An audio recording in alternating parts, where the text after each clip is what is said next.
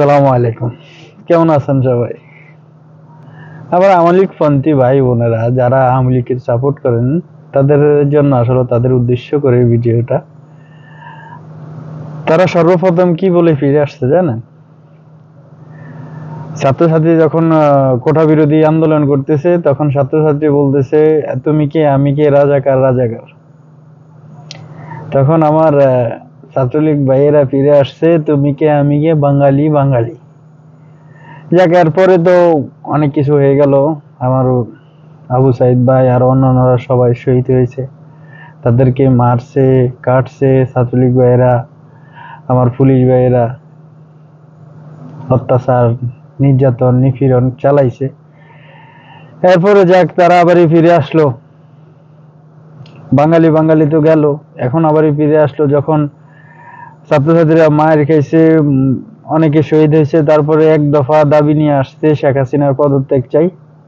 তখন ছাত্রলীগ ভাইয়েরা আসছে যে আমরা কোটা বিরোধী আন্দোলনের পক্ষে ছিলাম কিন্তু এখন যেটা চাইতেছে এটার পক্ষে নাই। যাক আমার প্রাণপ্রিয় স্টুডেন্ট ভাইরা তো থামে নাই, কোটা বিরোধী আন্দোলন চালিয়ে গেছে, ওরা তো চালাইতেছে এরপরে আবারই ফিরে আসলো কি বলে জানেন?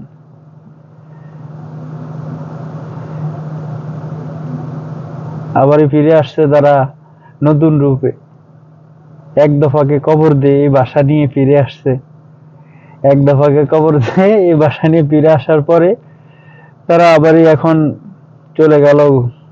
শেখ হাসিনা, সাবেক প্রধানমন্ত্রী শেখ হাসিনা চলে গেল, বাংলাদেশ ছেড়ে পালিয়ে চলে গেল, ছাত্রছাত্রী গণভবন দখল করলো, সমন্বয়করা নতুন উপদেষ্টার জন্য যাচাই করে নিল।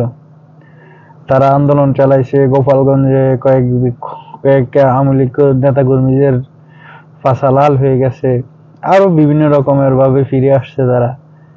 লাস্ট শোক দিবস 15 আগস্টে ফিরে আসার গল্প তো আপনারা সবাই জানেন কম বেশ। তো ভবিষ্যতে তারা আবার কোন কোন রূপে ফিরে আসবে আসলে তা জানা হয় নাই বা জানি না। তারা আবার নতুন কি রূপ নতুন কি ভাষায় ফিরে আসবে তা আমার জানা নাই। তবে আমার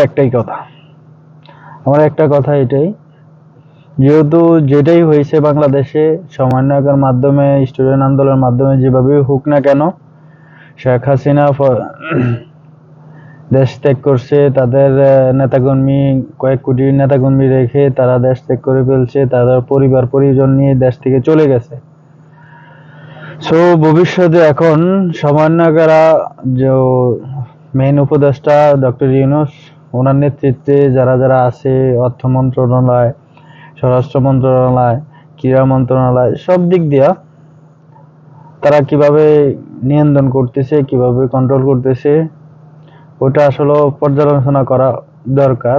ওটা করার পরে তারা যদি সুন্দর মতো দেশ চালায়, দেশে গণতান্ত্রিকভাবে একটা নির্বাচন দেয়, তাহলে ওটা মেনে নেওয়া ভালো। আর গত 15 বছরে আওয়ামী লীগ যা করছে তার জন্য আমি আমার দিক থেকে মনে করব, যদি লজ্জা থাকে তারা এই আওয়ামী লীগ নাম বলতে লজ্জা পাবে। হ্যাঁ, বঙ্গবন্ধুকে আমরাও ভালোবাসি, শেখ মুজিবকে আমরাও ভালোবাসি। হ্যাঁ, তো উনি যেরকম হোক না কেন বাংলাদেশে একজন নেতা ছিল, মাওলানা ভাসানী একজন নেতা ছিল, শহীদ জি একজন নেতা ছিল, তাদেরকে আমরা শ্রদ্ধা করি। তবে গত 15 বছর যা কইরা গেছে আওয়ামী লীগ সরকার, এত গুম হত্যা রাহাজানি আর কোন সরকার এভাবে এত অত্যাচার করে না। যাক, আল্লাহ তাআলা সবাইকে সঠিক বুঝ দান করুক, সবাই যেন ভালোভাবে চলে, সবাই যেন স্বাধীনভাবে মুখের ভাষা প্রকাশ করতে পারে, সবাই যেন সুন্দরভাবে বাঁচতে পারে। আর পুলিশ ভাইদের প্রতি যে ঘৃণা মানুষের জন্মাইছে এটাকে পরিত্যক্ত করেন এবং নির্দলীয় কোনো দলের পক্ষে পুলিশ কাজ করবে না, জনগণের পক্ষে পুলিশ কাজ করবে, এরকম একটা পুলিশ বাহিনী ডক্টর ইউনূসের কাছে আমার আকুল আবেদন, এরকম একটা পুলিশ বাহিনী আমাদেরকে উপহার দেন। আমরা চাই এরকম একটা পুলিশ বাহিনী আমাদের মাঝে আসুক। তো অনেক কথা বলছি, যদি ছাত্রলীগ বা আওয়ামী লীগপন্থী কোনো ভাই আমার কথায় কষ্ট পেয়ে থাকেন তাহলে আমি আসলে কিছু বলার নাই, আমি সত্যটা বলছি। আমার আর কিছু বলার নাই, আমি সত্যটা বলার চেষ্টা করছি।